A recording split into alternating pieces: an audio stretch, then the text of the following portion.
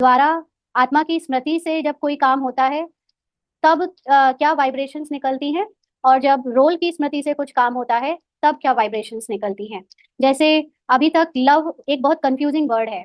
Love को लोग समझते हैं कि ये जो हद के संबंध हम बनाते हैं वो लव ही संसार को चला रहा है, लेकिन ये सत्य नहीं है। जो आत्मा का प्योर लव है वो संसार को चला रहा है। वो हमारे अनजाने में, हम नहीं भी जानते हैं उसके बारे में, लेकिन एक कुछ लोग जो पूरे वर्ल्ड में अभी सोल कॉन्शियस हैं, उनकी वो लव की एनर्जी संसार को टिकाए हुए है। ये नहीं है कि हस्बैंड वाइफ का प्यार संसार को टिकाए है, गर्लफ्रेंड बॉयफ्रेंड का प्यार उनको टिकाए है, या माँ और बेटे का प्यार उनको टिकाए है। नहीं, ये संबंध का जो लव होता है ये संसार को नहीं चला रहा है। संसार को अभी जो थोड़ी बहुत शक्ति मिली हुई है वो उन लोगों की वजह से है जो अभी कहीं भी गुप्त रूप में है, लेकिन वो सोल कॉन्शियस है। और उनकी उस सोल कॉन्शियस स्थिति से जो लव निकलता है वाइब्रेशंस के रूप में, वो अभी संसार को थामे हुए है। तो हम अभी जो लव दिखाते हैं वो लव होता है हमारा ह्यूमन लव, जिसको हम सब पुरुषार्थी होने के बाद तो समझते हैं कि हम इसको आत्मा के लव के रूप में देख रहे हैं। लेकिन चेकिंग तब होती है जब कोई सामने वाला अ, वो करे जो हमने कभी एक्सपेक्ट भी ना किया हो। हाँ, जो हमारे हम स्वीकार ना कर पाए, तब आपके अंदर क्या है, वो सेम लव रहता है या वो लव चेंज हो जाता है, और फिर उसके भी बाद कुछ घृणा या कुछ कुछ चीजें आ जाती हैं। ये चीज हमें बताती है कि वो ये ट्रू लव यानी आत्मा वाला लव था, या ये हमारा शरीर से बनाया हुआ कोई स्वार्थ से बनाया हुआ लव था।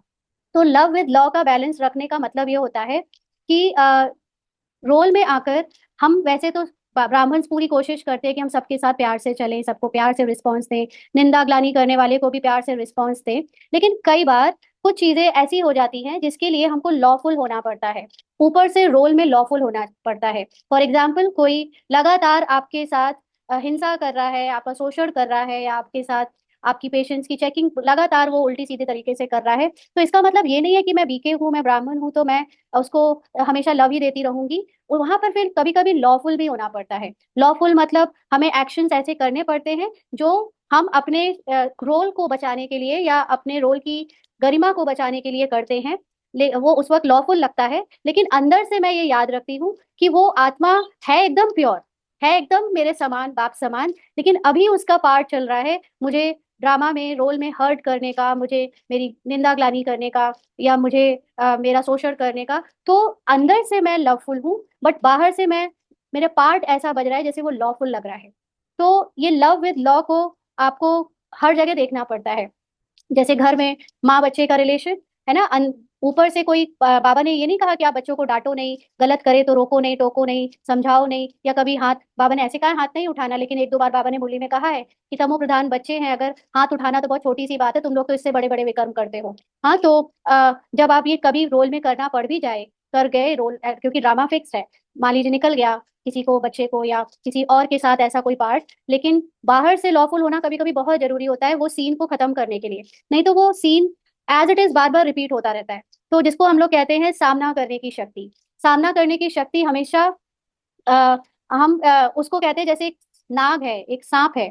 हाँ, तो सांप को कहते हैं कि अगर सांप डस नहीं रहा है तो लोग उसको फिर बेकार समझते हैं, उसके ऊपर फिर पत्थर भी फेंकते हैं, कुछ कुछ करते रहते हैं, ऐसे ही उसको परेशान करने लगते हैं। तो इसीलिए सांप रहो, लेकिन उसको फुंकार देते रहो, सामने वाले को डराते रहो, लॉफुल भी बने रहो। ऐसे भोले नहीं बन जाओ कि लोग तुम्हारा फायदा उठाए और तुम्हें कोई कुछ समझे नहीं और तुम्हारी गरिमा को चोट पहुंचाए, है ना। तो जैसे शक्ति देवियों की जो पूजा होती है, आंखों में कितनी रूहानियत, कितनी ममत्व होता है, और हाथों में त्रिशूल होता है। तो ऐसे ही हमको अपने लौकिक पार्ट में भी और अलौकिक पार्ट में भी लव विद लॉ का बैलेंस रखना है। कहीं कहीं लॉफुल होना भी पड़ता है, सामना करना भी पड़ता है, लेकिन अंदर से स्मृति लवफुल हो, लवफुल रहे ना। तो ये है लव विद लॉ का बैलेंस कैसे रखना है।